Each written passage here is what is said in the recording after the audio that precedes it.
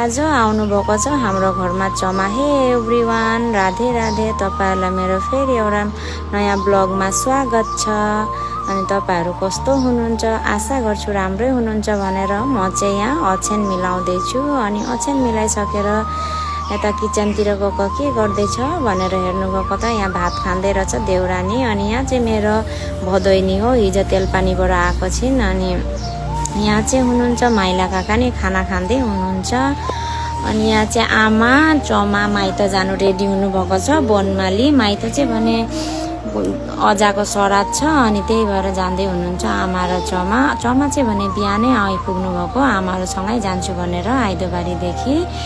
अनि यहाँ चाहिँ चमाले मलाई के गरेको भन्दै सोध्दै हुनुहुन्छ। म चाहिँ भने यत्तिकै फोटो मारिदिएको भनेर ठगिदिँदैछु। अनि यहाँ चाहिँ अब आमा बुवा अनि चमा निस्किसक्नु भयो जानुलाई। अनि मेरो भिडियो तपाईहरुलाई कस्तो लाग्छ? राम्रो लागे लाइक कमेन्ट शेयर अनि फलो गरिदिनु होला। आजलाई यति नै, बाइ।